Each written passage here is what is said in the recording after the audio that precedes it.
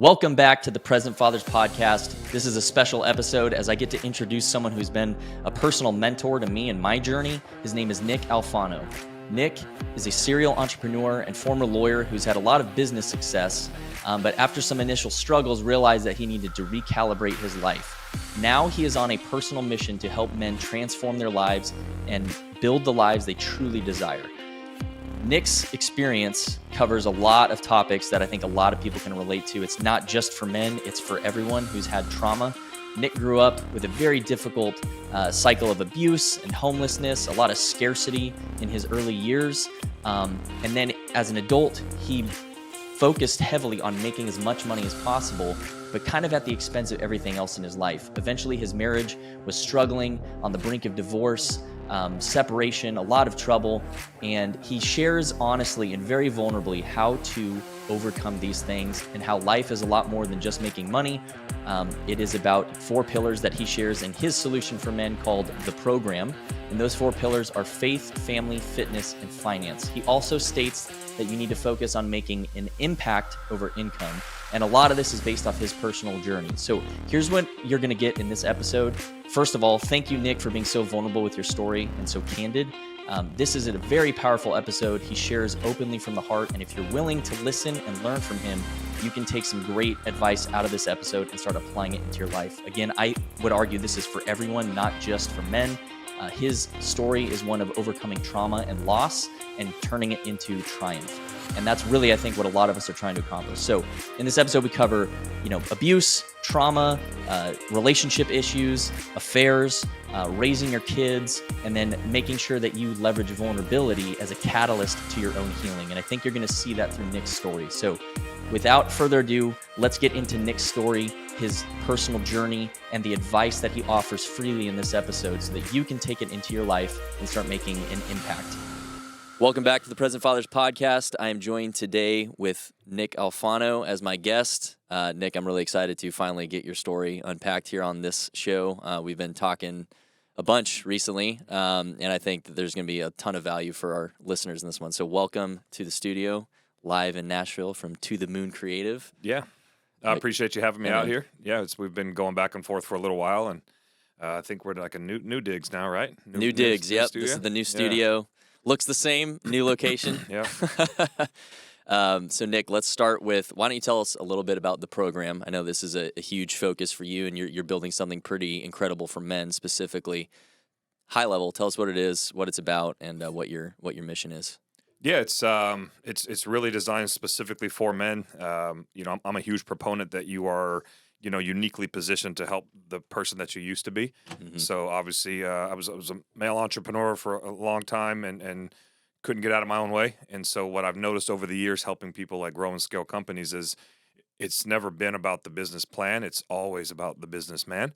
Yeah. And so we kind of shifted what you would call the mastermind game a little bit. And we start off about 80% focused on just like the dude himself and getting him literally, I can't stress this enough, out of his own way. Yeah. And so it's called the Program because it's another term for your subconscious, is the program that you're running.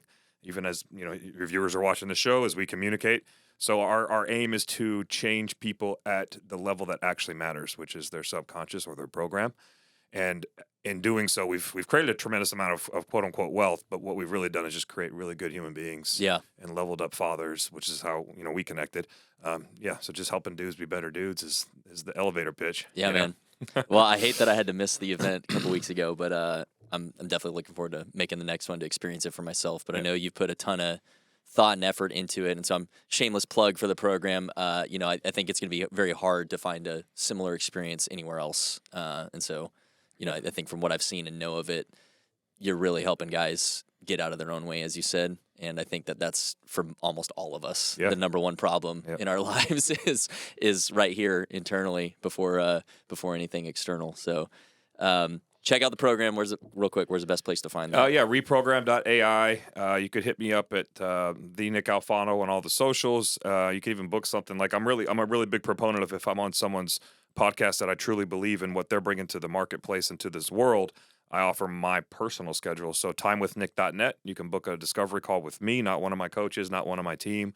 So it really, as you get into this and you hear something, if something resonates, just hit me up and I'll find time. I'll make time for your people. So Well, I appreciate that, man. Thank you. And that's a great opportunity. So if you're listening and want to learn more, we're going to get into Nick's story here, and it'll make a lot more sense why you've built what you've built. So let's go to kind of your early life. I know you had some pretty significant struggles and a lot of challenges in your early life growing up. So can you just tell us a little bit about who you were and where you come from? I feel like a bit of a homecoming. We're sitting here in Nashville right now, right? I grew up in Biloxi, Mississippi, so, product of the South. Very, I don't know if indigent's the right word, but we were on, like, actual WIC and food stamps and the whole nine, so didn't have a whole lot of money. My father had moved to California when I was about 7, and his job had moved him out there, so he went out there to, like, set up shop. He was in, like, the fiber optic space. They basically, ran cable for internet, and what the time was like cable TV, because that's how long ago we're talking about. All that to say, we moved to Cali a year after him when, supposedly he had gotten the house ready and everything. So I was 8 years old. We go from Biloxi, Mississippi to Cali, and within I think we moved out in July, like most would, in between a school year, and they were divorced by October. Reason being, his definition of set up shop was find a younger, hotter version of my mom and basically start a new family. And so parents, I didn't see him much growing up as is, but then when we got to Cali, we hardly ever saw him. And so, product of divorce, which is obviously like in the 55 or 60% range now in the state. So that's probably not unusual. But the reality was this massive culture change of, and I think, maybe you've seen this growing up, in this area more so, like in the South, I wouldn't say it was okay, but it was definitely not. And this is the 80s, by the way. I'm 42 years old. My mom put hands on me like pretty aggressively, right? So we were physically disciplined pretty well when we were children. And when you move to Cali, like the brightest, bluest state, in the land, and you show up to school as a third grader, fourth grader with like physical like marks on your body. They're mandated, per the code to run it up the flagpole. So all that to say, the way in which we were raised wasn't really jiving with the California lifestyle. And so there was this cycle of abuse physically, followed by like, my mom has the gift of gab, which is where I believe I got it. So like the pattern would be show up to school, beat pretty bad. I was programmed, by the way, that like I deserve it. Like that's all you know, like I got out of line. I was literally pleading with my teachers at times, like, please don't, again, run this up the flagpole. I just, whatever you're seeing, I popped off. I didn't do something. I didn't do a chore. And then my mom would basically get called to the school, whether it was by the principal or sometimes, again, they would actually have a police presence there. She would talk her way out of it. And then what you think happens, I would go home and I would get hit again. And so this cycle continued so long that essentially I when I turned 14, and I'm giving you like the real Cliff Notes version, I got physical with my mom. I was like defending myself. I got a little bass in my voice and, was hitting the weights a little bit. I hit puberty and I was tired of being pushed around. And so I basically had this moment with my mother where I told her that's not happening anymore. And I won't go too far into the details for the sake of time, but, physical enough with her that she walked away from all three of us a few days later. Oh, wow. Yeah. So her answer to like lack of control, if you will, she literally was under the impression that if I can't discipline these kids physically, I'm no longer in control. And if I'm no longer in control, like I'm out of here. And so she walked away from, I was the middle and we're all a year apart. So I have a 1 year older sister, myself, and then a 1 year younger brother. And she literally just walked away from all of us. So I was homeless from 14 on. And, wow. Yeah, but I say that to say, like, it wasn't homeless in the sense that you would think like you see in the movies. Like I had a few nights on park benches and curbs and things like that, but for the most of it, I had enough of a friend group. I basically was a professional couch surfer, is what I call it. And so I was just, if you see me anywhere, and you saw my backpack here when I walked in today. I don't know if you remember like Charlie Brown, that Peanuts show, the kid Linus with the blanket, like his security blanket, like that's my backpack. So everywhere I go, and if you ever saw a picture of me in a yearbook or it doesn't matter the situation, like it didn't call for a backpack, but I always have a backpack on. I could be in a suit and have a backpack. It was just my essentials. I call it your toiletries, your deodorant, cologne, like a pair of drawers. Like where am I going to land next? It's all good because I got this. And to this day, my wife always makes fun of me. I think I've got 45, 50 backpacks at the house. I just collect them now, like guys collect shoes. Like backpacks are my jam, Could be worse things to collect. Yeah, 100%. So can we just go back a little bit and if you're willing to just unpack that unfortunately, the form of kind of abuse and trauma you experienced is pretty common. Sure. For I think a lot of kids. And was it something that, like, I guess at what point did you start to mentally unpack that and like learn from it to not, because what happens a lot of times too is cycles of abuse continue, right? So I guess just talk to me about your mental state when you were younger and then as you aged as it relates to the abuse and kind of your upbringing. Like how did that shake out for you?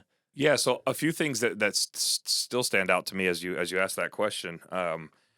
I thought I had processed it until I had my own babies, and I think most men or just people in general, anybody can attest to this sentence of like, I don't want to be anything, or I'll never be anything like my father, or I'll never be anything like my mother, or Right. what have you. And then you catch yourself in moments, you're like, oh my God, like I am her, she is me. You know what I mean? Same with my father. So I was showing up in a way, and that's when I actually started doing the deep work, when it started affecting other people. Okay. So there was a massive gap where you don't even think about these things. Obviously, you just go through your life. Okay. But I think looking back retrospectively is when I've done the most work. And so the actual work has been done heavily in the last 5 years.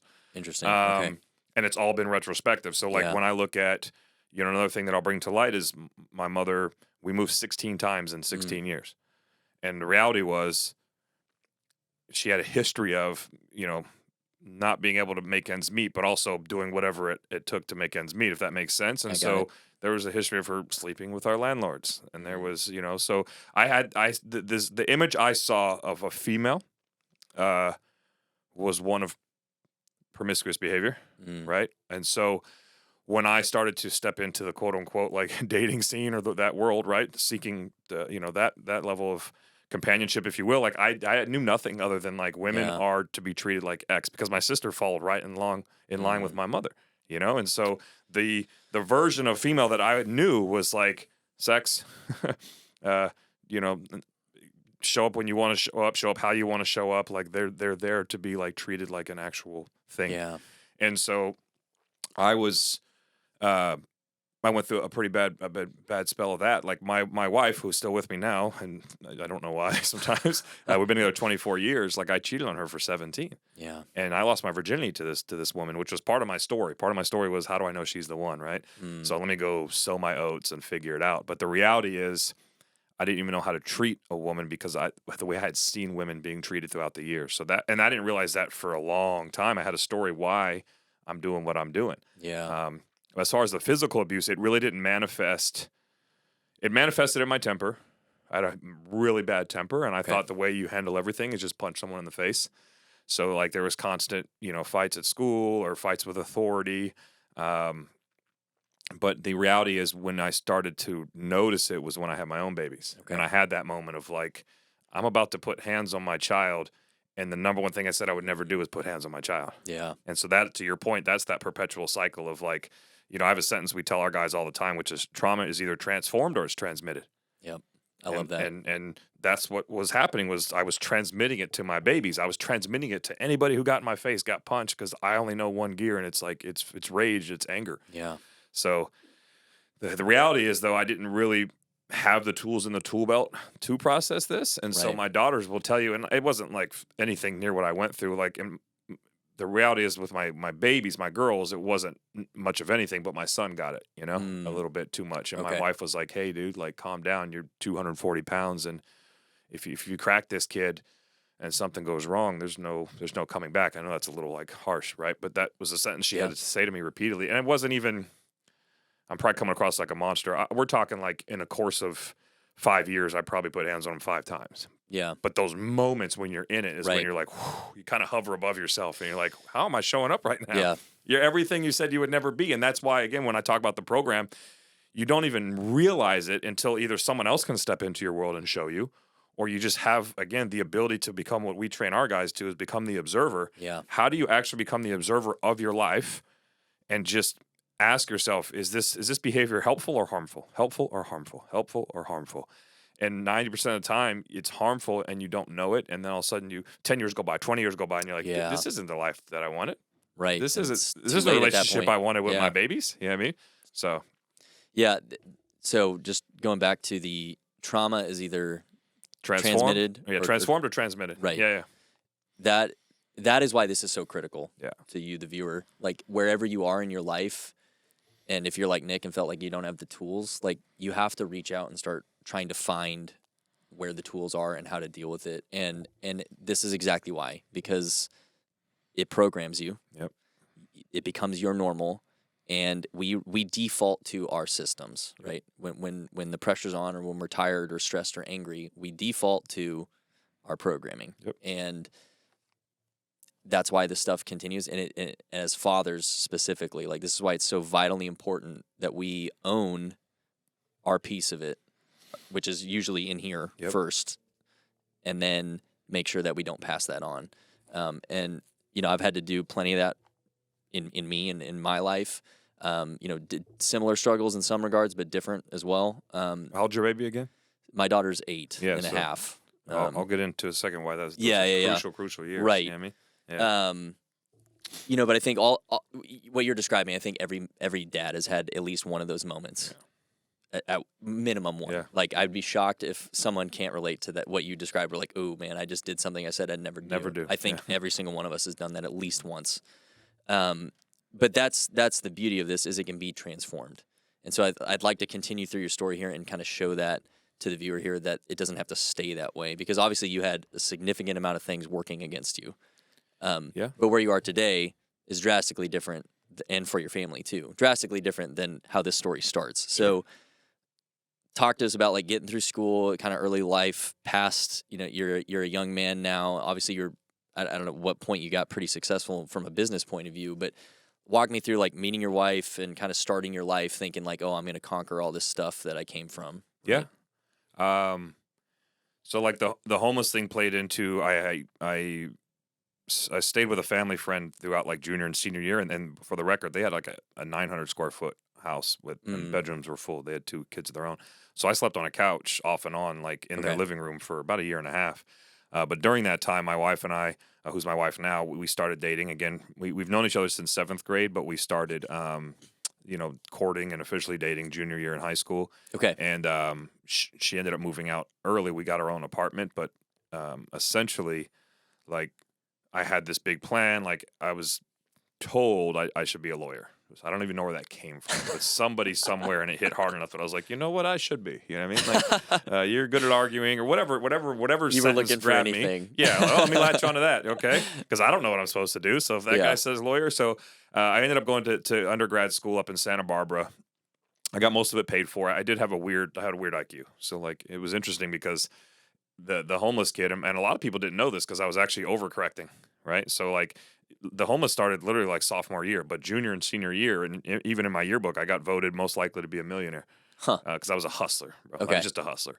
And any job I had, I was overcompensating on my like image, my identity, because I didn't want anyone to look too close and realize that I was like couch surfing and didn't have anything. Okay. So if there was $1 in my name, it was to buy the Jordans or to buy the outfit or to buy the thing, to get the haircut. Every dollar I went towards what I later learned was my addiction, which was affirmation.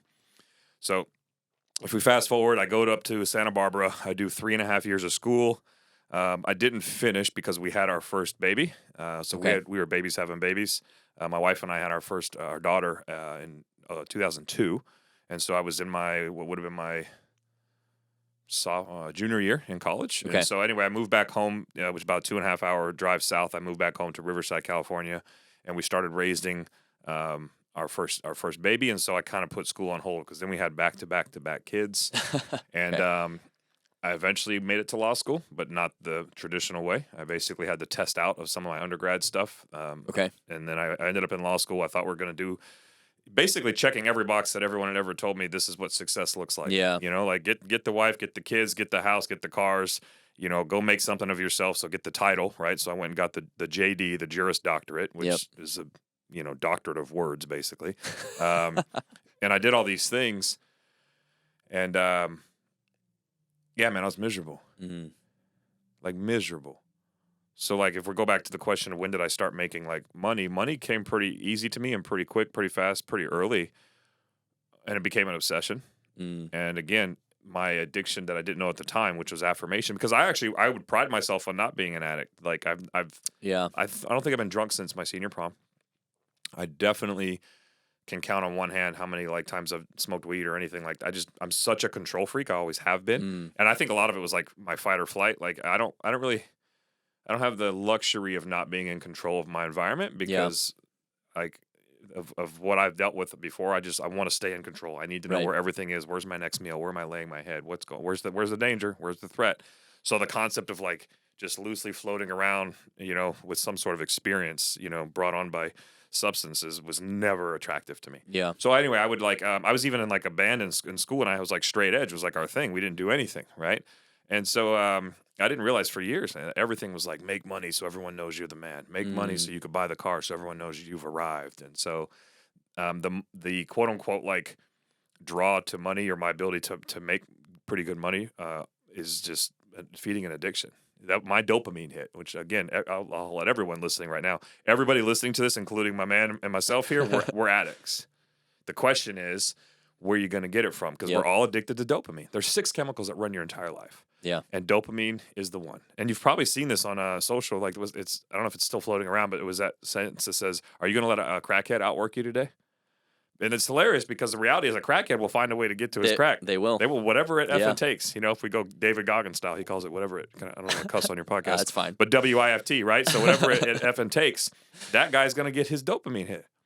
And you're over here complaining that you don't make enough, or you can't get this thing done. You can't get out of bed, and you got, like everything's stacked against you. Well, that man's got everything stacked against him, and he finds a way, So yeah, that's pretty funny. It's a good way to look at it too, in a sense, because like you said, awareness is really the first step. Yeah. Like if you don't realize what's happening, there's no way to be the solution or to invite the solution. Yep. But 2, like everything is mind control. Everything is brainwashing. Yeah. Like you're being brainwashed right now by listening to this. Yeah. But you chose the point is it's either negative or positive. Yeah. So like that was a big unlock for me in the last couple of years, was realizing that what I put in my head really manifests outwardly a lot in all your relationships and how you perform at work, all that kind of stuff. And so I stopped watching TV and this and that and started just listening to books and podcasts and all that kind of stuff that's just something of usefulness. And it's amazing how much mentally things start to shift.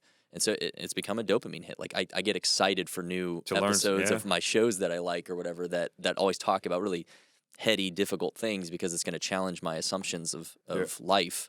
So it's kind of a little tangent there, but not at all. It plays in directly to what you're talking about. Everything is programming, it's mind control. And so I think people fail to see that you can positively mind control yourself. Yeah. It's really easy to hone in on the negative aspect of it. Oh, it's making you dumber and weaker and fatter. But then we don't want to apply that same stuff that works for the negatives to the positives. So, all right, we covered a lot there. Yeah, no, I go on these crazy tangents. Yeah, no, it's good. It's good. So, you pursued basically what the world promises, right? Money, power, status. Yep.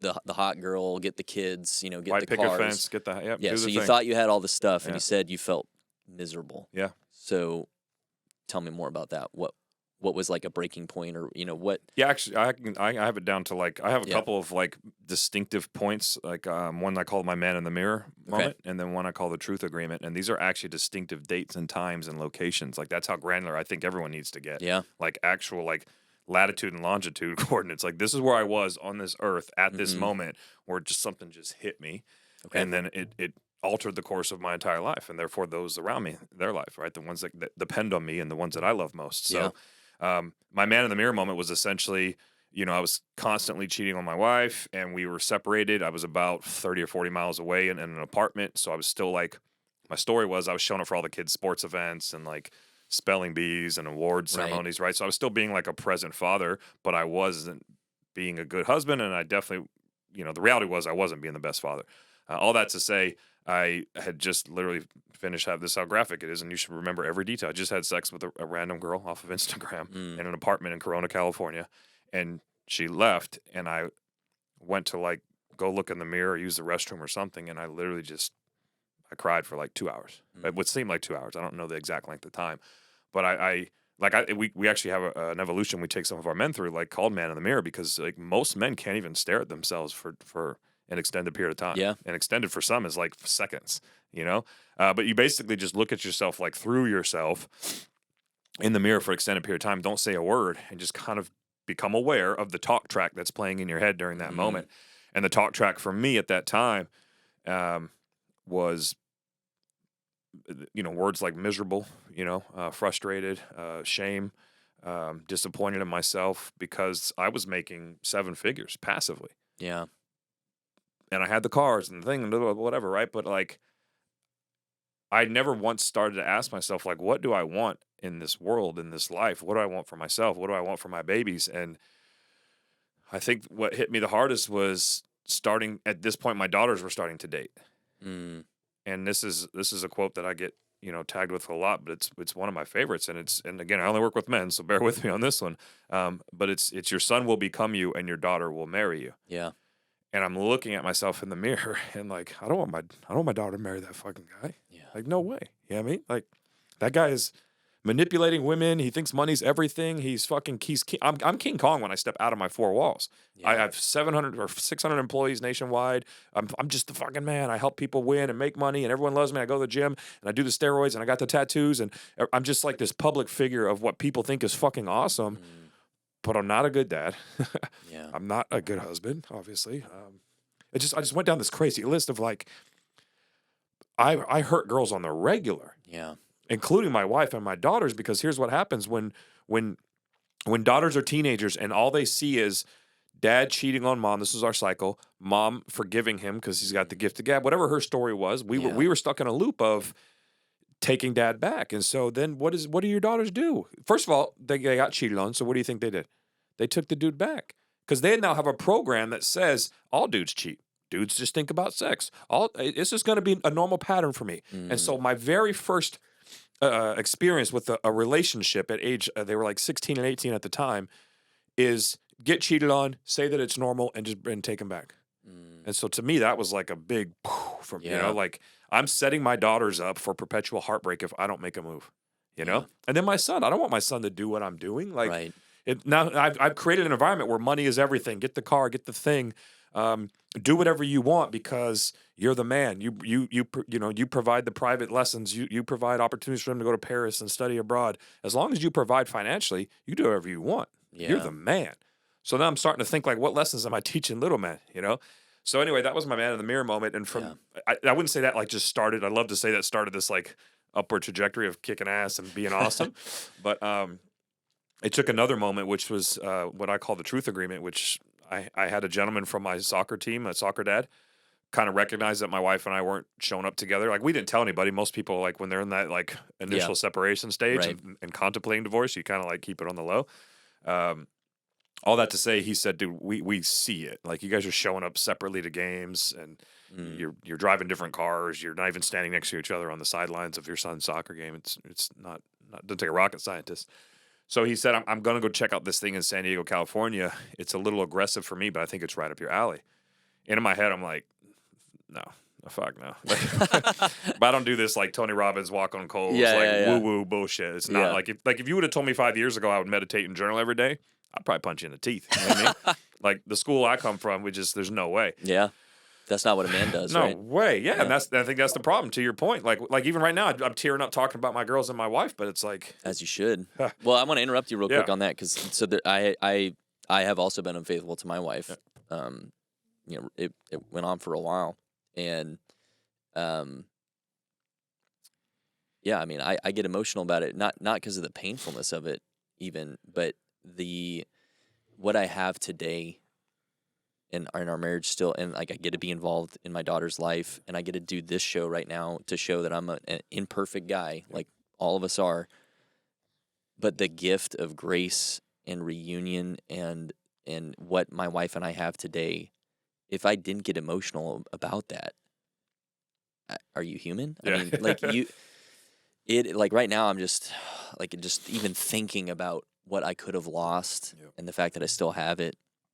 Is just this like wave of gratefulness that just washes over me, and now my life is just marked by that too, and so it's horrible that like that was the impetus for me finally like embracing this element of who I am, but it now influences how I interact in everything in my life, relationships and all that kind of stuff, and so I appreciate you being very vulnerable with your story and with your emotions here too, because I think that's what most men run and hide from, because it feels different, and it feels, oh, that's not what a man does, and it's just lies. It's just straight up not the truth.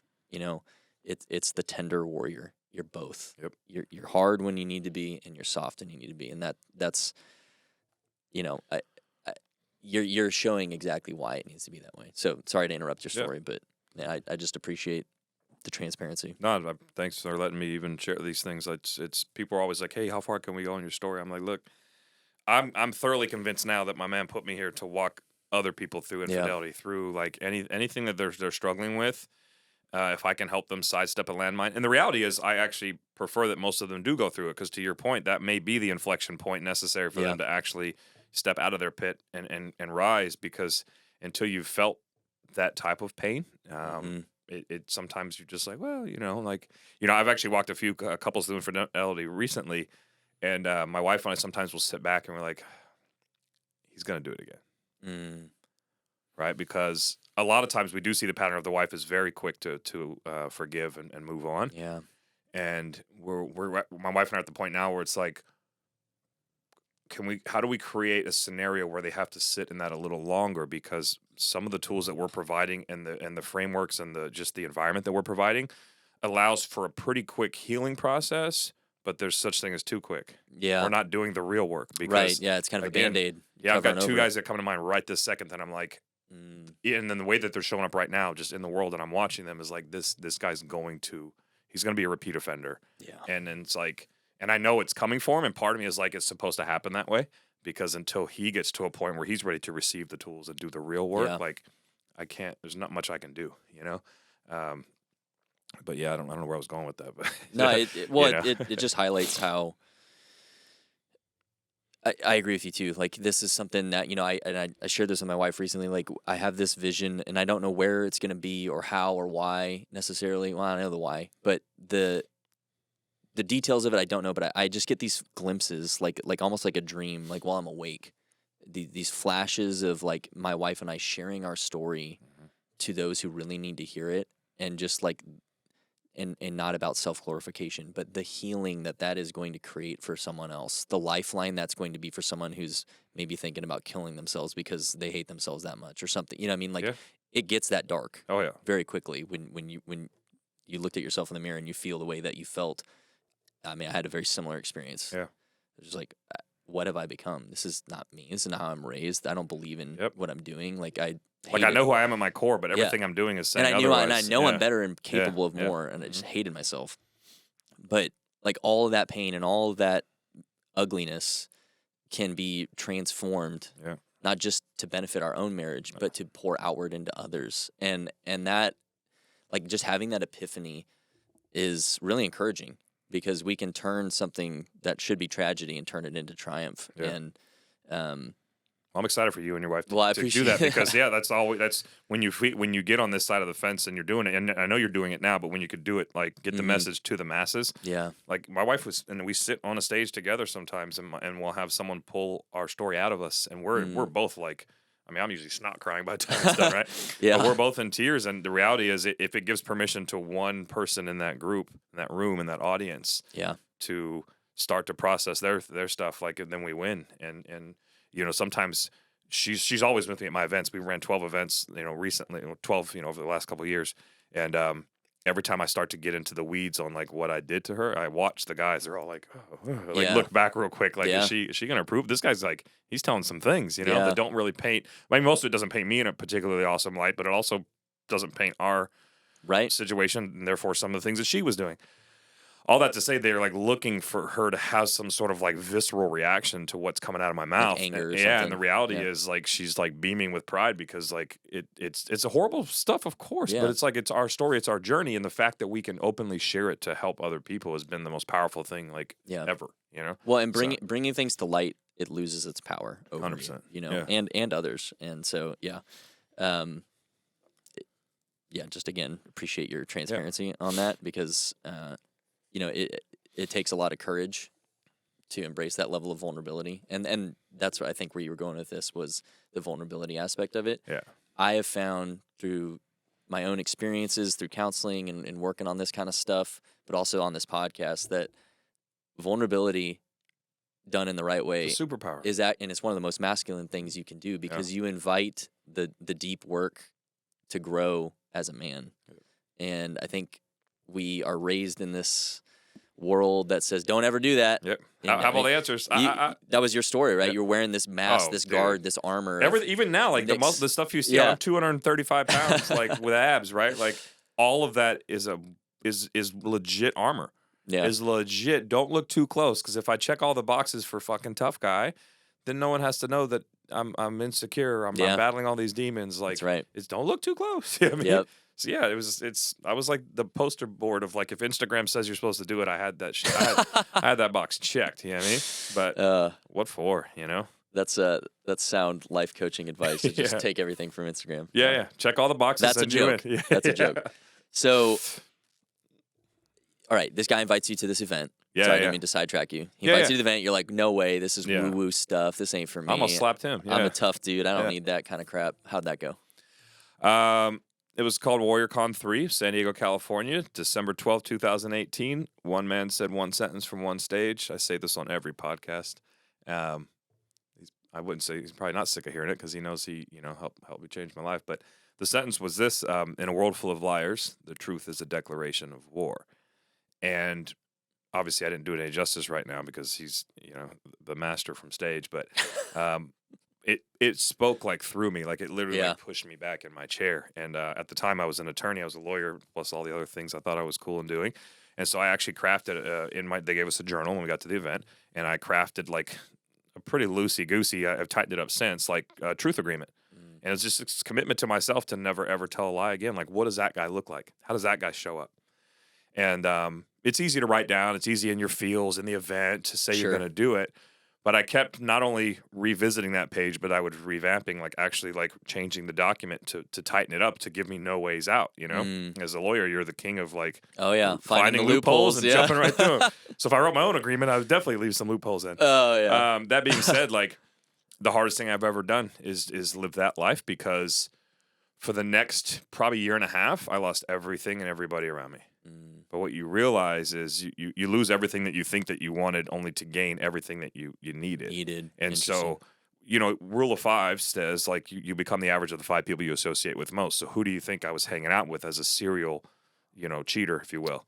A bunch of guys just like that. So no, I was like a leper, you know what I mean? Like nobody, like I was like, and I wasn't trying to come across like high and mighty, I'm awesome, you guys should figure this out, or you suck at life. I was just living my way. I was just doing my thing, Wasn't judging anybody. Like never would I go to someone's wife and be like, hey, you should check your boy, he's up to no good. But the reality is we just stopped getting invited to everything. Most of the guys were like, and they had that story, oh, Nick's high and mighty now. Nick's doing personal development. He's a whatever. So I heard, the stories through the grapevine, but I felt worse for my wife, because the reality is she had her close, like we had like 4 or 5 guys that had 4 or 5 wives, so we had our little couples group, right? And game nights and concerts and, whatever it was. And that all that just vanished. So I'm like, in my head, it was difficult too, because I'm starting to show up different. Now I'm forcing a new world on my wife. And so, it was again, living in this world of truth is the hardest thing you'll ever do, but it is when they say the truth will set you free, and I know this sounds corny and everyone's heard this a million times, but it is the most liberating experience. Like you can't find anything on me. Yeah. I don't care. And if you do, it's only because I haven't said it yet, because I've got too many things going on. Right. But I'm not, like, the most powerful person in the room is the one with nothing to hide. Yeah. Like leverage. The word leverage does not exist to me anymore. Like if you say, well, what about this? Or I'm gonna let this cat out of the bag, or I know you at your core. Like, no, that's old me. Yeah. Like that shit don't bother. That's like trying to rob my old house. I don't live there no more. You know what I mean? Like and that's a projection of you right now. If you have because people have an opinion about me, or people maybe watching this, or it's just crazy. Nothing phases you anymore. Yeah. Like, and if I mess up, cool. I was supposed to mess up. If I'm on this kick right now and I'm going down this path and I'm heavily preaching this, and then I pivot because I'm learning new things every single day. Yeah. This is my journey. If you want to watch and come along, cool. If you want me to help you walk alongside you on yours too, that's cool too. And if you don't like what I say, or if I cuss too much, that's fine too. It's all good. Like, I don't know. It's been a crazy. I can't explain it, but the energy that comes from just the release. You know, like Oh, how yeah. hard it is to Well, keep you have up. to. You don't have to keep having all these masks, Man, right? that manufactured persona. You're Yeah. like, oh, who? Yeah. What did I tell this person? Oh, I put Exactly. this one on. Yeah, I mean, And I used to be that guy too, Yeah. right? And it was this outward projection of, okay, I'm in this situation, I got to be this guy, and yeah. just you're carrying around this huge pack of all these masks, Yeah. and they're all really heavy. And then just mentally it becomes insane because you got to try and remember which lie or which partial truth you The told capacity here or there. that is the bandwidth that you are chewing up as Yeah. a result of just your own doing. You and know, it's all from this misguided fear of, well, what will they really think of Yeah. me? That was like always in my head was, if they only knew the real George, yeah, they would reject me. And it's just not true. yeah. And if they do, that's okay too. Though. Yeah, and it's coming to terms with that. I want to come back to that exact point yeah. too. The point I want to finish first, and then I want you to talk on that exact phenomenon is, like you were saying, there's no more leverage over you. Yeah. I love the way that we had a guest, Frankie Russo, said it this way, that he decided he wanted to live in a world without pretense. Man, that like, whew, for me, I was like, all right. I'd already been committed to like living with truth and honor and transparency, but the way he framed that for me like really shattered a lot of, am I living false pretenses outwardly, and why is that? And then doing that deep work cycle internally to remove it from your life. But as I become more vulnerable on the show and just talking with other men behind closed doors and just sharing my story and listening to theirs and everything, the more that you just live in the truth, your growth just accelerates from it. Yeah, rapid. It's like and know that you'll lose people. It's cooking with gas. Yeah. Yeah, but those people were just anchors. So I want you to talk about that as we talk about success, both from a financial point of view, from a personal growth point of view, from a values point of view, right? Getting better. Talk about, one, why you think people are so scared of that and why they lash out at it. And then also when you're like, let's say someone's in a similar boat to who we used to be, and they're like, I'm going to be a better man starting today. Yeah. How do you, or what have you found that helps people overcome that outward attack of like, no, don't grow. Oh, yeah, 100%. Don't be better. Yeah.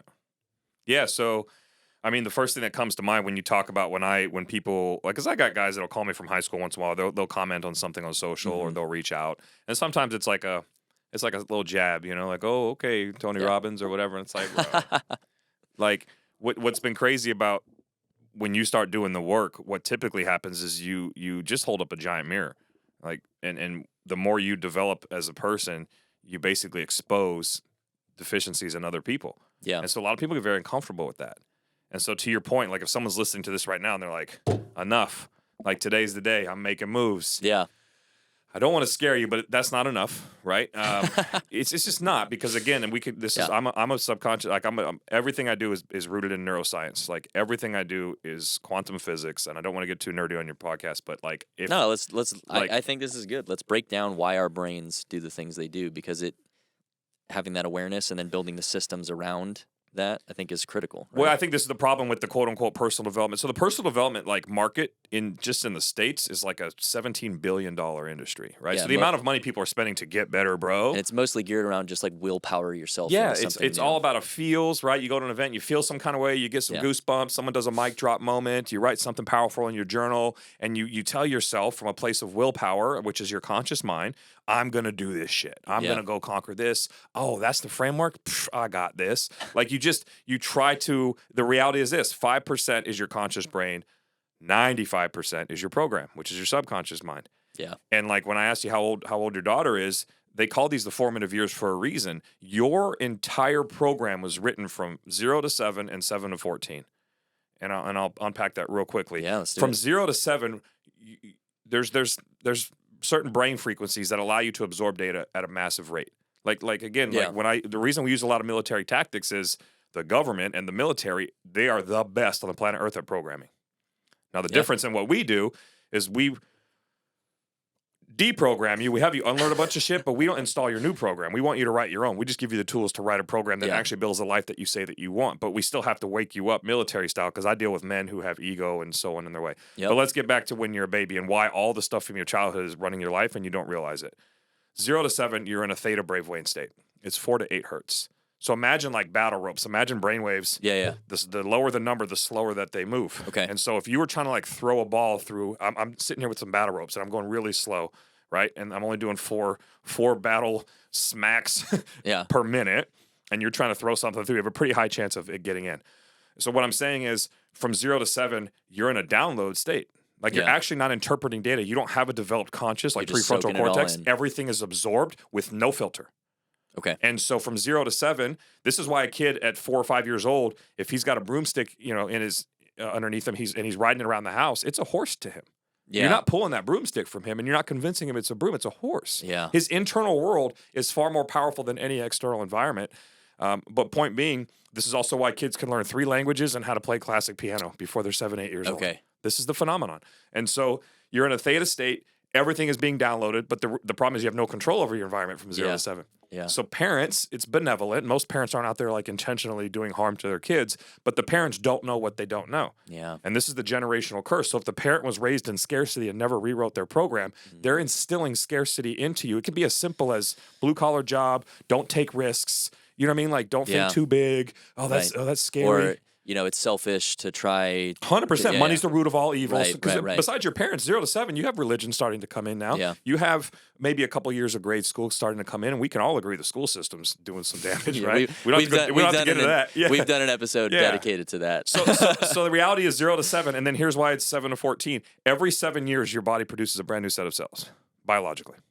I didn't know that. Yes. That's interesting. And so from 7 to 14, you actually move from theta into alpha. So there's theta, alpha, beta, and then when you're dead asleep, it's called REM sleep, obviously, and SWS, sound wave sleep. That's your delta, but delta we won't get into. It's unnecessary. Theta is the hypnotic state. Alpha is the creativity state. So 7 to 14, you start to progress out of theta into alpha. Okay. Still highly impressionable, not as much download because now you're starting to form a prefrontal cortex, so you can filter it to some degree. And this is when you kind of start choosing your friend circle. Like middle school for most of us is when the clicks really start happening. Yeah. Right? You kind of choose, here's my circle, divide, this is my friends. And now you're playing sports, but now you've got coaches that influence you. So they call them the formative years because your actual program, your subconscious mind is formed and coded and hardened from 0, 7 to 14. And then from 14 on, most people, you live in beta. And beta is fight or flight, survival, what's coming up next, what's coming up now, what's the thing right in front of me. This is why we're easily distracted with scrolling down. Like beta does not allow you to actually access the genius of your mind, the conscious. And that's why meditation is so crucial because like I teach my guys how to get into alpha daily.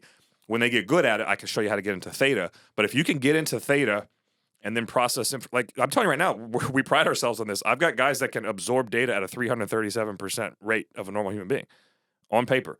Because I could slip you into theta, and now I can send you a program you can write your own. Like here's one. Affirmations are bullshit.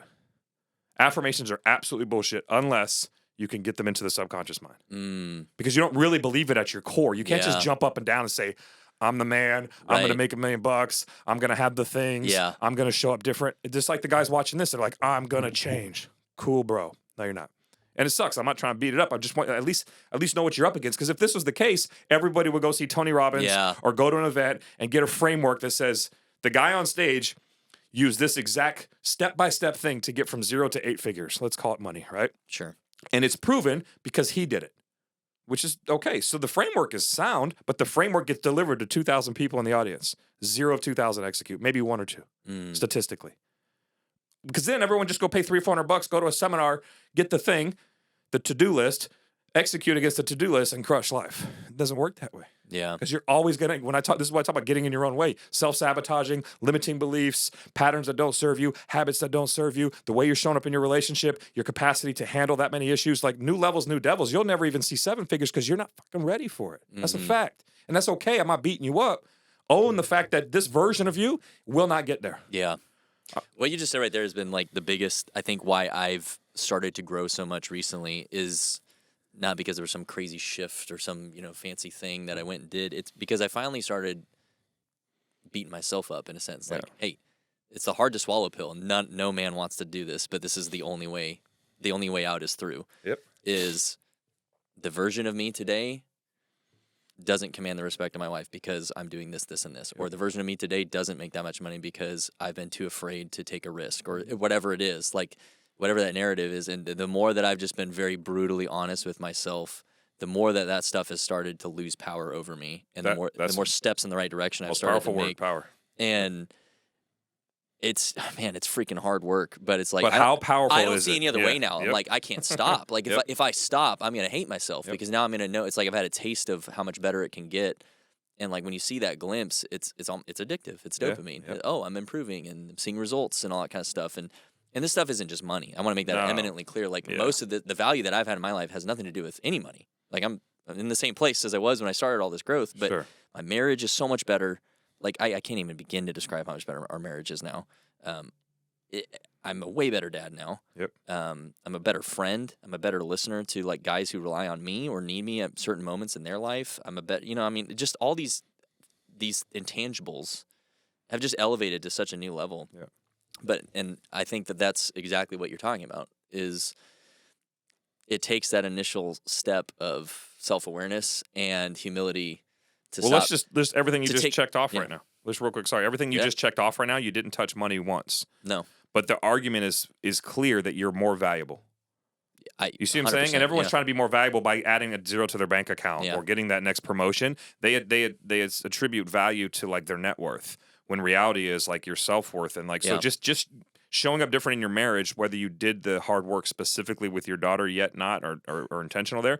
The model of marriage that she's seeing now at age 8 will pay dividends in perpetuity. And that's so you're more valuable to her. You're more valuable to you. You see what I'm saying? You're more valuable the way you listen and show up for your friends. You're adding value to this world, which means you're increasing your value. And when you increase your human life value, your value to the marketplace, like the ability to earn, I guess is what we're getting at. Like we do faith, family, fitness, finance. Faith, family, fitness, finance. We're trying to build 4-dimensional men because forever I was a 1-dimensional douchebag. I made a shit ton of money. But my faith wasn't in order. My family wasn't in order. And my fitness was there. I looked the part. But if you pop the hood, dude, I was on all kinds of steroids and trying to look cool. And, was I healthy? No. You know what I mean? I probably took 10 years off my life trying to look jacked, bro.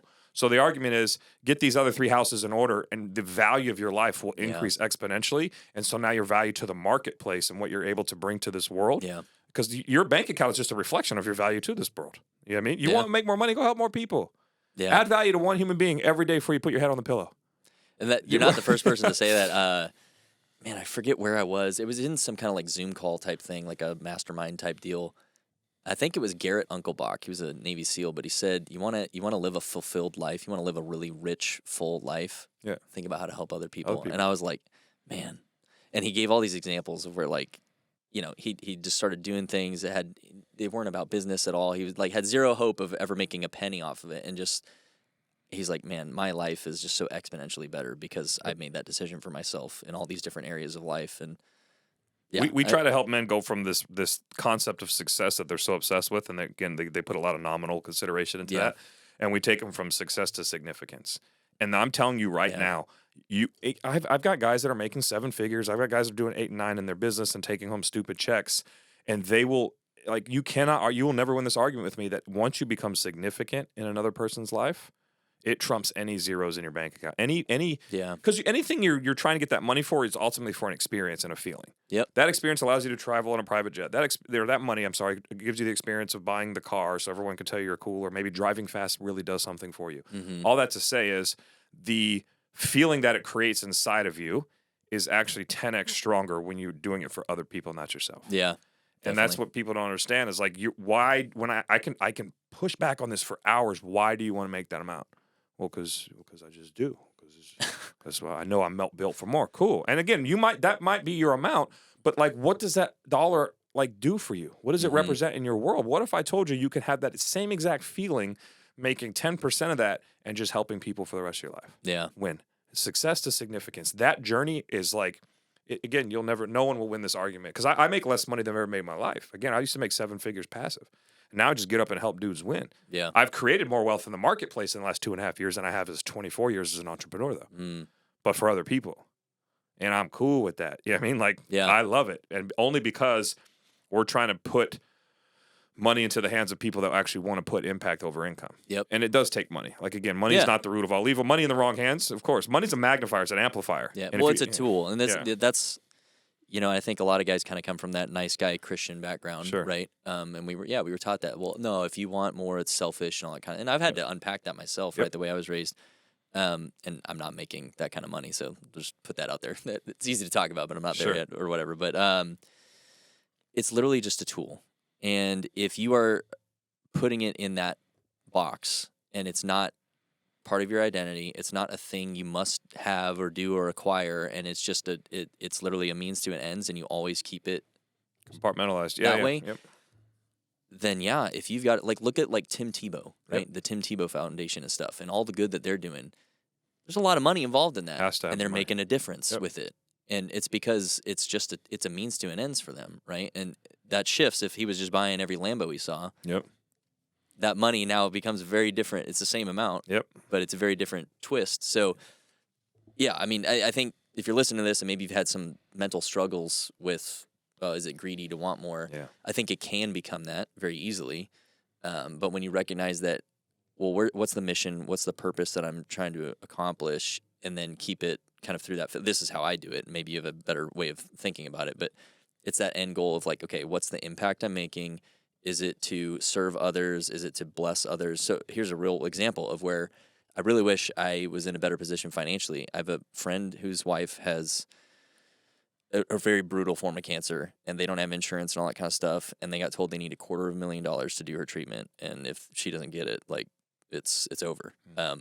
And I was like, dang, I really wish I had more means right now to just make that problem go away for them. Like that, I would have given every, you know what I mean? And the fact that I can't, that really freaking hurt, you know? And so that's where, like, if you acquire to do good with, it's not a bad thing at all. And I think I'm not preaching the prosperity gospel here or any of that kind of stuff, but it's like, it's just common sense. Yeah. If you have more, you can do more with it. And as long as where we But talk about being I'll push back a little bit Okay. and have you consider that right now what you're doing is what you can do, because you're Sure. announcing Yeah, I think that scenario on your podcast, and maybe some of my audience has, maybe some of your audience has, right, the means to maybe reach out to you and assist in that thing. I'm not. Yeah.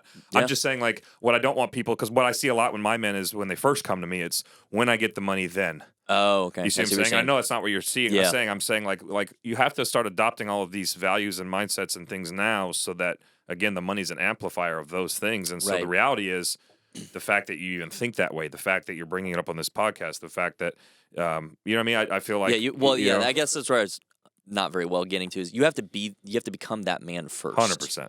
And that happens in here. Yeah.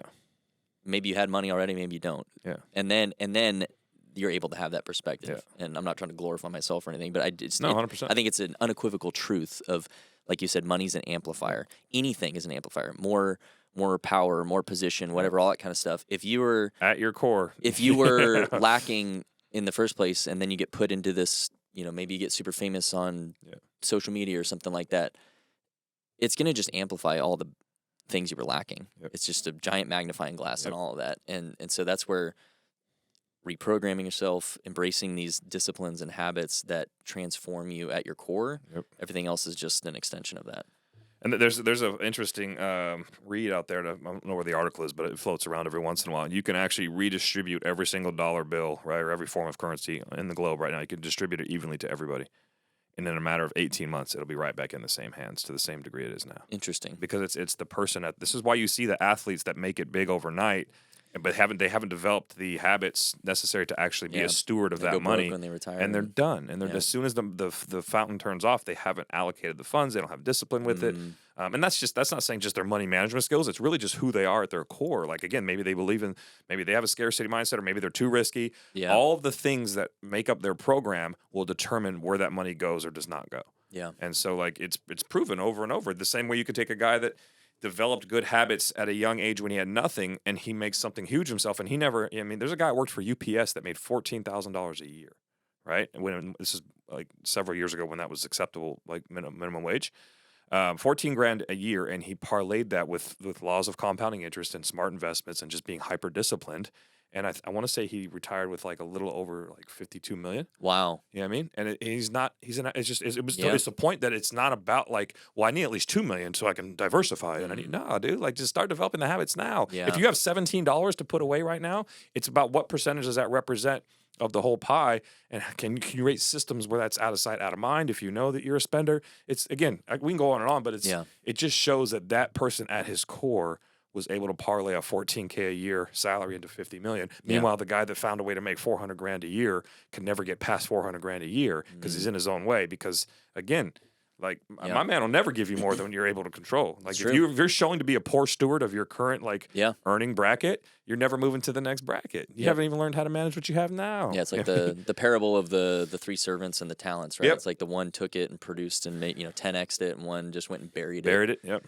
Yeah. And what are you doing with what you've been given? Yeah. I kind of took you off onto a tangent there. Were you done talking about? I want to make sure you got your whole point across about the different brain waves in our development and how that plays out. Like I said, if you would have told me 5 years ago I'd meditate and journal every day, I'd have probably punched you in the face. But I can tell you right now that like we're if you imagine we all came out of the womb and imagine that's just like the computer, that's the hardware. Yeah. That's reality is like we all have the capability of doing whatever we want. And I know that sounds like cliche or corny to some people because they instantly put their limiting belief filter on. They're like, oh, not me. Yeah. I'm from the middle class, or I'm segregated against, or I live here and the inflation here, or whatever, right? They instantly just attack that. Yeah. But the reality is like you can actually reprogram yourself at a core subconscious level with the right tools and a commitment to just trusting the process and doing the work. And like I can't explain how fast things change for you when you, because like you, it's a corny saying, but it holds true. Like your frequency is what you frequently see. And so like everything that you have in your life, you've called into your life. If you're not happy with your bank account, that's actually what you want. Yeah. I can prove it to you. Like the way you've been showing up in this world says that you want that. Yeah. Right. If you're not happy with your fitness level or your relationship with your wife or your kids, like that's exactly like you get what you tolerate. And you've called this shit into your life and you want to sit here and cry about it, but you don't want to make a move. Mm-hmm. So it's get to work time. But again, I have to slow myself down there because it's get to work doing the right work. Yeah. Because again, I think if we all are just rational males, and I hope we're talking to a male audience and your females don't kill me, but reality is 2,000 people step into a room, 2,000 people hear a successful guy from stage tell you how he did it. Then he hands you his framework. 2,000 people leave that room. Are you telling me that you believe all 2,000 of those people, having like said the affirmations, jumped up and down, got the framework, heard the thing, are going to go win? And then no one's ever asked themselves, why is nobody winning? There's a reason the 1% of the 1%, they figured this shit out that you don't want to learn, that you don't like, that you might not, like people probably listen to me and be like, that's woo-woo. Theta brainwaves are bullshit. Alpha's bullshit. Reprogramming your subconscious mind. This guy's a fucking hack. Cool. Yeah. Stay stuck. Jump up and down. Put a post-it on your mirror while you brush your teeth and tell yourself you're the man. Like it's just take a logical, because men are logical. Take a logical approach and say, if it was this easy, everyone would do it. Yeah. $17 billion industry, personal development in the United States. Yeah. Everybody should be winning. It's a lot of money. Everybody should read a book and just crush life, bro. Right. Like that's why you're seeing the 1%, like the Hormozis and stuff, they're giving out their frameworks. Because they know it doesn't matter. I'll give you every single thing I ever did. Yeah. Like I will document my life for the next 20 years and you'll watch me go from 6 to 7 to 8. You'll watch me develop this awesome relationship with my wife. You'll watch this with my kids. You'll watch me. You'll watch my fitness change. And I will give you everything I did. So granular down to like the spoon I put in my mouth at 6:43 a.m. I'll give it to you. Yeah. And you'll find a way to fuck it up. Because your subconscious is the one running the whole show. And your subconscious was not programmed by you. So in your experience, without giving away the whole program, what are the secrets then to reprogramming the subconscious and actually breaking through those limiting mindsets? I'll give you the whole program in 4 steps. Okay. All right? And this is simple. Step 1, create the gap. And this sounds simple, but the reality is, again, if you're listening, ask yourself right now, when you create a gap, that means you have to set a letter A and a letter B to create the gap. Yeah. Most guys couldn't even tell you where they want to be in a year, 3 years, 5 years. They couldn't with absolute certainty, clarity, conviction. I want $1,642,912 in my bank account. I want a marriage that's level 10 where my wife actually initiates sex and she runs her nails down my back. I want to be supremely connected with all 3 of my babies. They all speak a different love language and I have to talk to like what like they can't even have these sentences. I want to be 10% body fat, 176 pounds. I want to run a sub 23 5K. I'm talking about getting that granular. Yeah. Otherwise it's all bullshit. I want to be successful. Fuck, you're done. Yeah. You're done. So it's when like I say set a B, I mean set a B. Yeah. And then create the gap. And the problem with the gap is most people are liars. Do you know why people lie? This is the number one reason why people lie. To close the gap. It's an instant attempt to close the gap from who you are to who you ultimately want to be. So step 1 is create the effing gap. And most guys don't even set targets, and if they do, they set them so shit, piss poor, and weak that they're not even obtainable. And we can go into SMART goals or SMART targets. You probably heard the acronym, right? Specific, measurable, attainable, realistic, time-bound, right? Or actionable, time-bound. Yeah, whatever. All that to say, that's cute, but you haven't even sat down and decided what you want. And so where are you chasing? Like you said this earlier, set your GPS. Like how do you, if you want to go from here, like when I had to drive to this podcast, I had to, from my house, set a GPS. Otherwise, I'm just driving around, man. I hope I find George and we knock this fucking podcast out. That'd be great. We'll be here. But that's 3 how days most later. people are going. They're drifting. Yeah. Napoleon Hill is a great book. It's Outwitting the Devil. By the way, I recommend like hard books for most people all the time, but this is a great one on Audible. Okay. So it's Napoleon Hill. It's called Outwitting the Devil, and he narrates the whole thing. Or I don't even know if it's him anymore. He's passed, but like it's his voice and the devil's voice. It is powerful, and it's this concept that all men or all people are live in their life in the state of drift. And we can all like you're when you're doom scrolling, you're drifting. When you're Netflixing, you're drifting. When you're being brainwashed and programmed by all the shit around us that's screwing this country up right now, you're just drifting through life, hoping that shit works out one day. Yeah. One of these days, I'm gonna crush it. One of these days, I'm gonna get I'm gonna have financial freedom. I'm gonna have time freedom. I'm gonna on that point, I think the biggest lie that people believe is you have to be someone exceptional to break that. Fuck no. I have a whole talk. I'm gonna cuss one more time. I'm so sorry. I'm destroying your podcast. When I get passionate, the F-bombs come out. Now let's go. I have a whole entire talk I do called "Fuck Nick." Fuck him. Like Brad Lee, I just at his space, and before he came up, I don't know if he heard this or not, but he's hearing it now. I had a whole talk because like a lot of you guys came and you spent money, and we're in Brad Lee's spot in Vegas, and you want to see Brad Lee come on stage. Let me tell you something. Fuck Brad Lee. If you think for a second this Brad, guy, don't kill me. No, I don't even know you. I haven't met you. If you think for a second that this dude has something that you don't have, you're done. Yeah.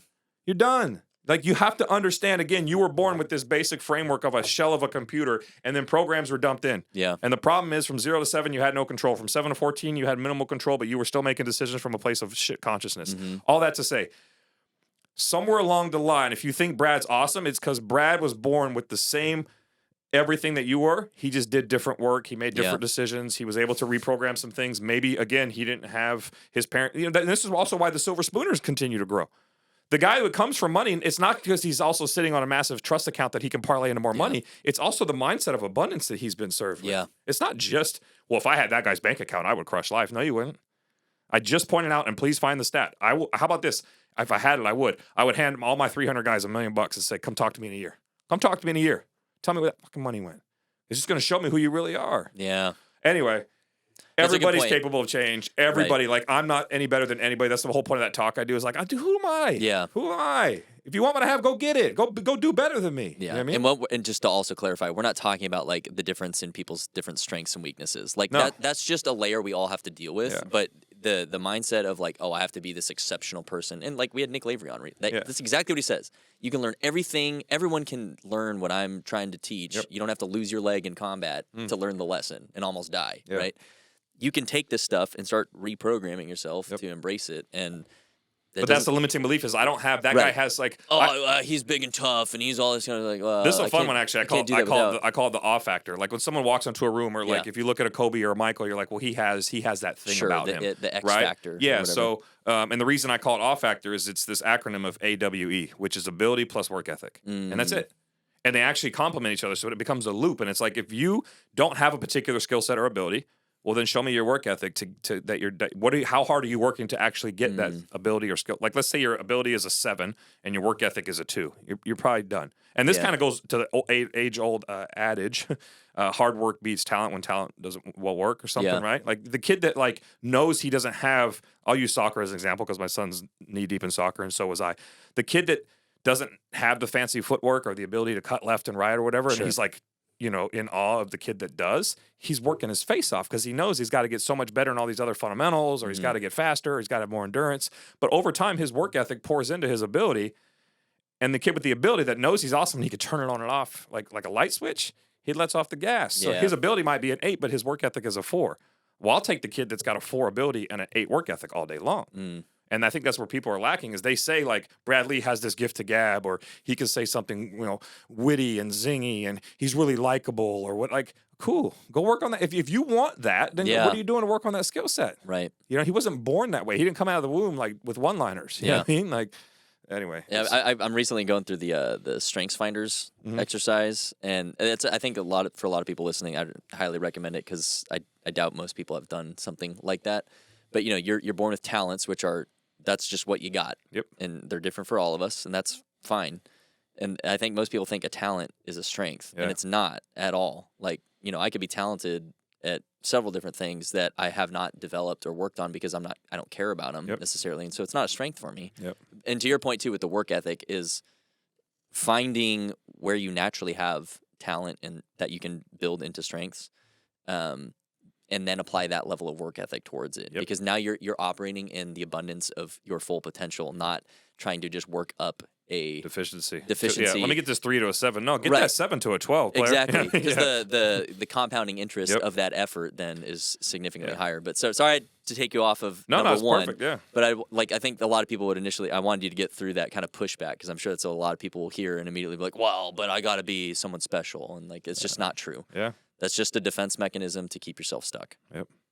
And then what's scary about that is it's a little counterintuitive or counterproductive currently, because the culture that we're living in is you're telling every kid that they're awesome and special all the time, and they're getting awards for participation and so on. Yeah. That could be scary as well, because then they turn into professional victims, because mom has told them and dad has told them that they're like awesome and special and unique and a killer their whole life, and then they get into the real world and they get smacked. And then they blame the real world. And they're going because to. I'm already awesome, guys. Clearly, my parents told me I was awesome for years. So why is this world not reciprocating my awesome? Yeah. Let me tell you some things, Chief. Yep. Definitely, that's a great point. All right, so what's number 2? So number 1 was the. I'm totally losing it now. Yeah, I know. I forget the question because we go off on tangents. I know what I think when we talked about. You started with the gap. Oh yeah. Make sorry, the gap. All right, so you create the gap. So first of all, if you're on this thing and you just tell yourself again, hold up a mirror. I get paid a lot of money to hold up a mirror and a soundboard. That's what guys pay me to do. Hold up a mirror and ask yourself, do you have a target? And then you build the map. And again, fail to plan to fail. You've heard it a million times. So we use MAP as it's an acronym for Massive Action Plan. Okay. So you have to build a map. So let's say I'm at A and I get to B, or I want to get to B. Again, the GPS. So all I did from A to B was say, I'm here, I want to get to this podcast. And then GPS is going to now tell me left turn, right turn, this is the speed limit here, slow down, speed up, so on. Most guys don't have a plan. So again, like in my container, you have to show your daily planner every single night before you go to bed. You have to post a picture of it. Or what are you doing? You're just talking about shit that you want, but you're not actually executing a plan. And the reality is, without a plan, it's like, I can give you the rules of accountability. It's pretty stifling how many people don't hit their target. There's a series of numbers I can go through like pretty quickly, but the map is literally, this is where it gets interesting. So step 2, build the map. And then step 3 is attack the gap, which is like, okay, you said you want to do it. You created a plan, but now you got to get to work. And this is where most people, focus and execute. Yeah. So now, and then where the program comes in, I think this is where we differ from all the other organizations out there is, we're going to get you clear on where you want to go. We're going to help you design a plan that gets there, very strategic. Granular to the like we call it no white spaces. When you show me your calendar, there better not be one gap. You can even be intentional with like you can map out sex with your wife. People think that's weird. You know what I mean? Again, there's spontaneity, and again we can get into that creativity time, but you get intentional with these times. So when I talk about a map, we are granular. Attack the gap, get to work, and then this is what happens. Number 4, expose the real gaps. Because you say, Nick, I'm here, I want to be here. Cool, bro. When do you want to be there? I want to be there in a year. Okay, let's reverse engineer everything you need to do in a year to make that a reality. So we built your map. Okay. Get to work. I'm going to hold you accountable. I'm going to beat you up if I don't see you moving. As you move, this is where this is the 2,000 kids in the room who just heard the framework, got the framework handed to them, right? So now they have a map. They walk out of the room. And let's just say they do get to work because they're like, no, Nick, I'm different. I'm 1%er. I execute. Okay. As you get to work, that's where I come in. Because when I say exposing the real gaps, it's not always gaps in your operational inefficiencies, your inability to grow a business or whatever. It's gaps in your patterns. It's gaps in your program. There are things that are holding you back that as soon as I put you to work, I know the plan works because I've done the plan for 1 million people because I build plans for a living. I know my map will get you from A to B. You won't get from A to B. And this is why, and this is, again, the scary part. This is what we do different. This is the program. You're gonna shit the bed every six ways from Sunday, and I'm gonna be there to show you, teach you how to become the observer, and say you have a pattern that is stopping you, and it's actually showing up in your relationship with your wife, but it's affecting your ability to grow your business. Yeah, and you have a pattern here that is stopping you, right? And then once I teach you how to do it, and then give you the tools to course correct, it's game over. Yeah, it's game over. So anyway, that's it. It's basically create the gap, build the map, attack the gap, expose the gaps, the real gaps. Yeah. And that's the whole program. I think it's very wise. Yeah. And I've my own just kind of life journey, I think I've mimicked that exact process just without without knowing it. yeah. But it's I cool to guess I have a got third lucky. party presence or a group of third party people, not only like for stage. Well, it accelerates it, right? So like what I'm talking about, I'm talking like a 10-year journey for me. Sure. You can crunch that into 6 months. Yep. When you got like people who know what they're talking about and you're willing to humble yourself to accept feedback. I mean, I've grown in the last couple months just trying to, get my own business ventures going and whatnot. Like talking to guys like you, just shattering my false perceptions or what about this? Yeah, Do you have think you about considered that? this? Yeah. Boom. And then man, fierce accountability like, too. That had taken me a year to get through, to read enough books and whatever and have it finally stick. So yeah, it's and this is where I'd love to talk about like kind of the brotherhood aspect, because I think a lot of people listen to this and be like, okay, I'm going to go conquer because I can do it now. And it's like, no, man, that's like maybe one person out of a million, can actually make that happen. But fighting alone is the most detrimental thing you can do. It's like scientifically about a 90% chance you'll fail. Yeah. So like fierce accountability, I could tell you right now, there's a million studies on accountability, but the reality is, when I always break this down from stage, it kind of breaks down the whole online fitness game. So my online fitness guys laugh, but it's really like if you have an idea that you're going, let's just use weight loss. It's an easy one, right? Okay. I want to lose 20 pounds. It's in your head. The likelihood of success is about 10%. Wow. Right now, if you take the idea and you actually commit to it, you say, you know what? I don't just kind of like have an idea. I'm going to do this. So that little tiny shift from like, it'd be nice to lose 20 pounds to F it, I'm doing it. Yeah. Right? It goes up to like 15, 20. Okay. Right? And then the steps are crazy after that. If you map out an actual plan, it goes up to 40%.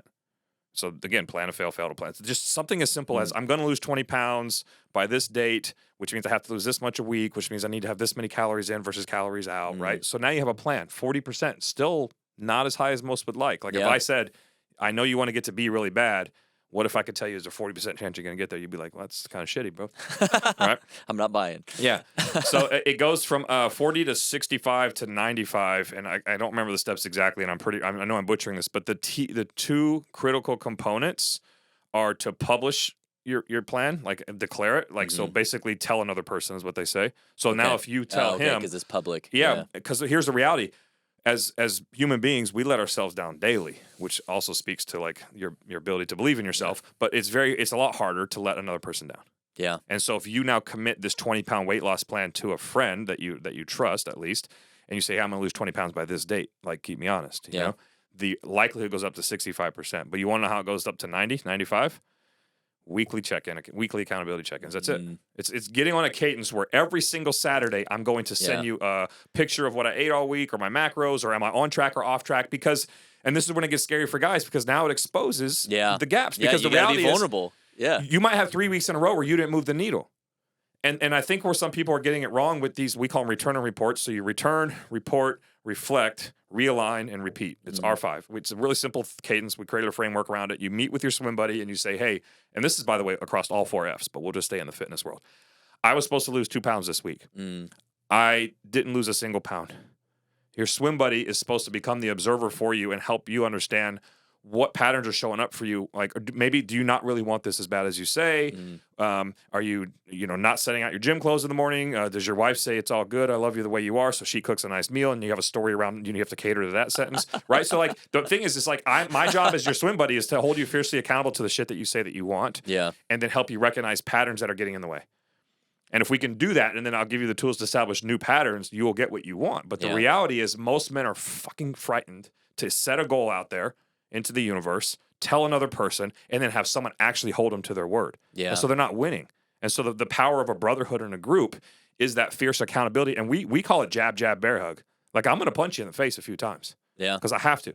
But I'm not punching you, I'm punching your walls. Yeah. And your walls need to come down. They need to go so that we can step into the version that is actually the version of you that can get to this 20-pound weight loss. Because the current version of you that's shown up 3 Saturdays in a row that hasn't lost a effing pound, something needs to change. Yeah. And it's your behavior, it's your programming. You don't even realize it. And then here's the scariest thing of all. It's called the self-fulfilling prophecy. If I say I'm going to lose 20 pounds and every week the scale doesn't move, then what story do I start to tell myself? Like, genetics.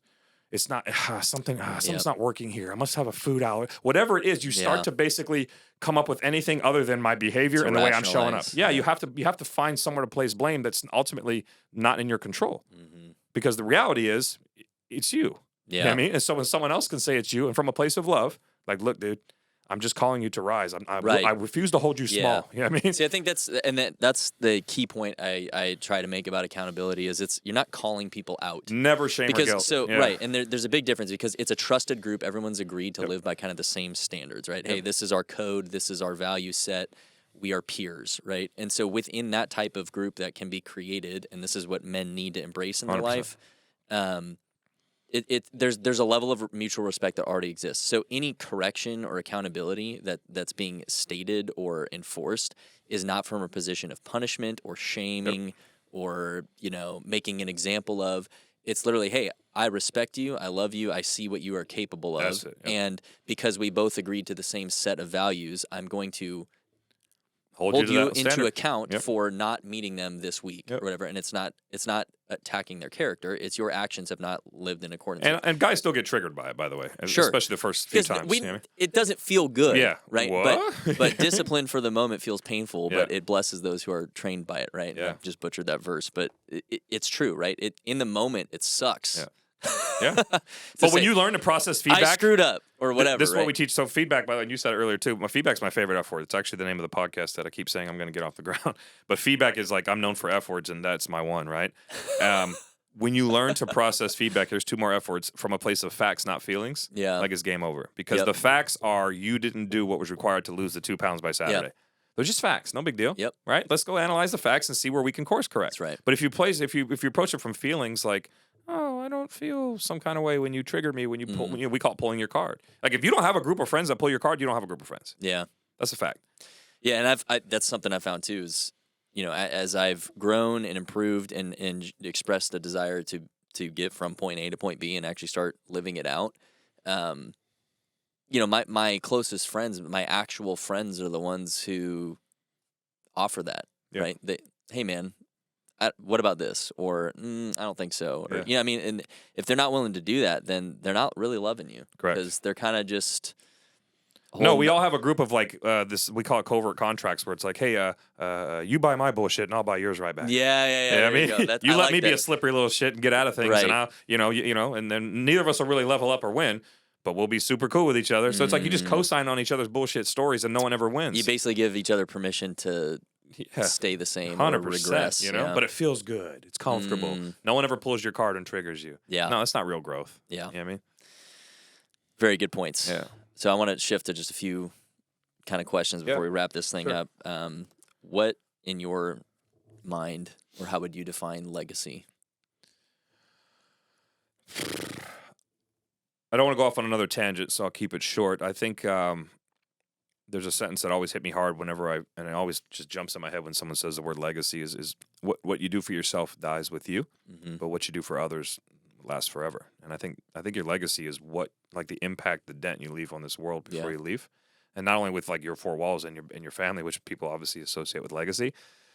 And maybe it's comes across ego sometimes, but like I would love for somebody 100 years from now to quote something from a book that I wrote or something I said that's still making an impact far after I'm gone. Yeah. So it's just what did you leave on this planet before you left it? You know, I like that's that. legacy. Yeah.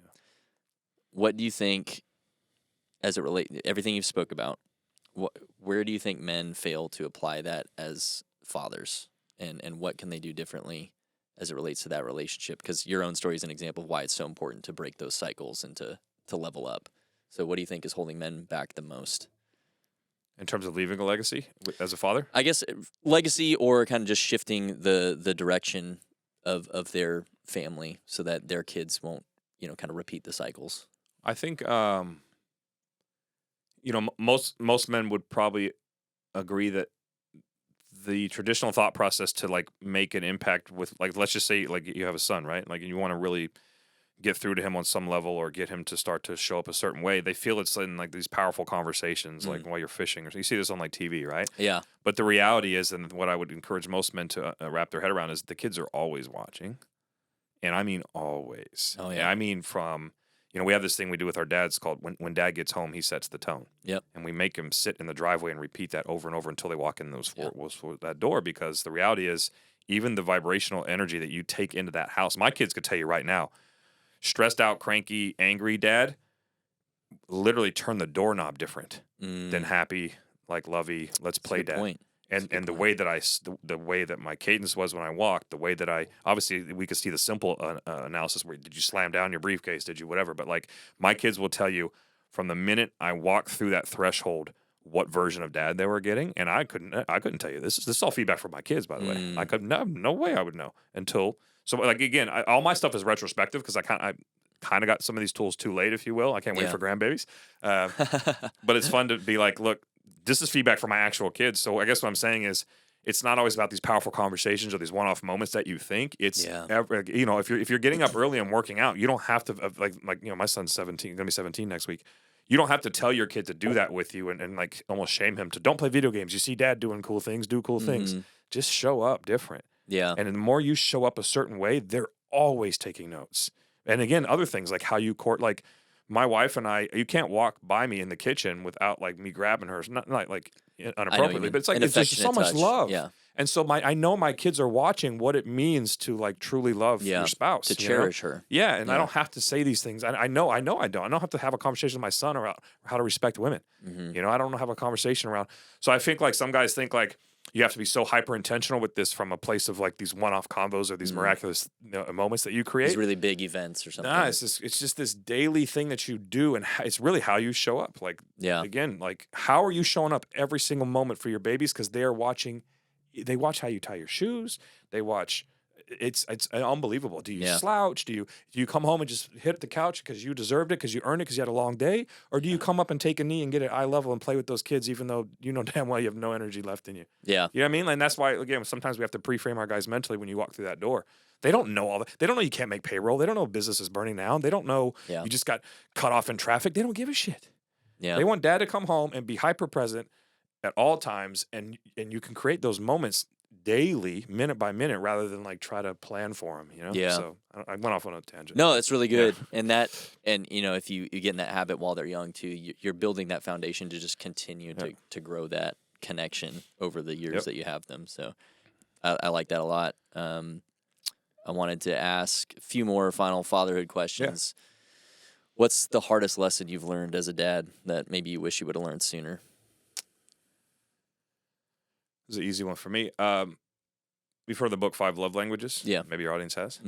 Did you know the kids have their own like love language? So there's actually one for teenagers. I don't know if they've made a younger edition. So I had 3 kids, all pretty close in age. Like right now they're 21, 19, and soon to be 17.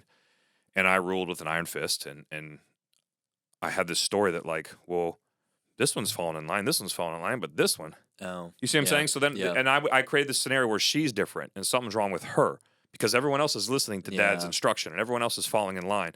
And it took me forever, basically the tools I've had the last 5 years, to realize there's a famous line by John Maxwell, who's written 130 books, and he says, everybody communicates, but very few connect. Yeah. And so I was communicating with my kids, but I wasn't truly connecting. So when you learn that this one, who's like, we call her our little like hippie flower child, she's down in Bama right now in her senior year. She doesn't respond well to the aggressive, in your face, get shit done. Like we run a tight ship, type A. Like her mom and I, we're the same way. So like she's screwed. But now I do separate like daddy-daughter date nights. I think if you have multiple children, like it's not enough to take all 3 of them to get ice cream and call it a day. Separate time. You actually have to separate these kids. You have to learn their particular love languages and actually connect with them. Because again, everybody communicates, but very few connect. So that's something that I'm still working on. Like my and then here's another thing I'll tell you. The one that you have the most friction with is the one that will teach you the most. Yeah. So that's like a great my point. hippie flower child teaches me more than the other 2, because the other 2 just fall in line, but this one is like there's so much friction there, but then I get to step back and be like, what lesson am I learning from this? You know, it's a beautiful relationship. It is. Yeah. That just in fatherhood in general, that's one of the most amazing experiences of it, is you're forced to stretch in ways you never would have. I love that answer. And then the final thing I just want to ask you is we typically ask every guest, like, what's just a favorite core memory you have in your journey so far as a father, that just something that really pops into mind where it's like, oh man, that trip or that experience was just one of the most amazing things? I have a funny one that's actually on video, and we're older, so it's not even on like a camera. It's it's on like an actual like handheld, like it's so old. But we were in, and I apologize because my son's not in this one, but he wasn't there yet. Well, he was, but he was 2 months old. All that to say, we were filming some things for our wedding because my wife and I, we actually had all 3 kids before we got married, and her parents wanted to kill me. But we were filming some things for the wedding, and we were on a beach setting and doing like the usual cute stuff, and a wave came up, and we weren't in the water, but we were walking along the shore. All that to say, my middle daughter Tyler J is 2 years old, and the wave like knocks her down a little bit or somehow, and like the tide pulls you. Yeah. And it's a horrible memory because like she's like clinging on for dear life, but my wife and I still to this day we're like cracking up, dying. She's like nowhere near harm, like way up high on the beach, and she's got like her hands and nails in the sand, and she's looking at us, and she's like, she thinks she's like done, gone forever. For her, to her, this is it. You know what I mean? Yeah. And it was just like this really, I don't know how to explain it because it's kind of a juxtaposition of like absolute terror, but absolute like, I don't know, it was the funniest thing ever. So that one always sticks out to me. I probably have a handful, but yeah, that's funny. That one's a powerful one for me. Yeah. Because it's like in that moment you realize how helpless these little babies are, and you're everything to them. Yeah. Even if it's the most like the situation that doesn't pose any threat, but to her anyway. Yeah. Well, it was kind of funny too, just like how some of those things in the moment too, even maybe potentially bad memories later on. Yeah, sometimes right now as I'm retelling, I'm like, oh, that sounds kind of horrible. Well, like, my daughter thought she was going to die, and I thought it was hilarious. But you look at them in the past as like, especially when you're married, you can kind of just laugh about the silly things that have happened and whatnot. But Nick, I appreciate your vulnerability, all your time sharing here today. Any final thoughts for the audience? Any words of encouragement or advice? Like I said, I want everyone to win so bad that I can't stress enough. Like, take it from a guy who's spent $500K in personal development, who has been to every mastermind and seminar. Like, where I feel I could serve anybody the most is just for you to understand that until you are willing to hold up a mirror, drop the ego, and do the deep work, which is the subconscious work, like nothing changes. Yeah. And it's sad because I'm frustrated with the industry in that they continue to push things that are scientifically proven not to affect the person that's spending the time, effort, energy, and money. And so the reality is, when you realize, to your point, we'll go extreme ownership, Jocko Willink, that you are 100% the problem. Yeah. And that stings for a lot of guys in their ego. But the reality is, when you're 100% the problem, you are also 100% the solution. And I just think it starts with holding up a mirror, getting radically honest with yourself, and attacking that gap. So couldn't agree more, man. Like all the problems in my life were because I refused to hold that mirror up. And if I would have done it sooner, probably would have avoided a lot of landmines along the way. Yeah. So I appreciate your honesty about your own experience and journey, and being very vulnerable here. I think that is very masculine, and we downplay that in our culture too much. And I think in a setting like this is exactly the time to do such a thing. So I appreciate you modeling that for our dads and our listeners. And one last time, where's the best place to find you online and socials and stuff? I'm the worst at this. My staff yells at me, "You don't plug us for nothing." We're plugging you twice in one episode. Yeah, reprogram.ai. Again, if you're listening to this, then 100% I'll find some time to walk you through some things or just answer some questions at timewithnick.net. That'll get you on my calendar. But yeah, those are the two. So. Well, thank you, man. I appreciate it. And if you are interested in working with Nick, reach out. If you're unable to connect with him somehow, reach out to us too over at the Present Father side, and we'll get you in touch. But Nick, I just really want to thank you again for all you're doing, and I'm excited for the future. And now that we live close to each other and get to kind of work together, I'm excited to see how we can impact lives together moving forward. 100%. So, all right, enough talk. Let's get climbing that mountain of fatherhood. We will see you in the next episode. Thanks for tuning into this episode of the Present Fathers Podcast. Make sure that you subscribe to our YouTube channel and follow us on Spotify to catch all of our amazing episodes. We will see you in the next one.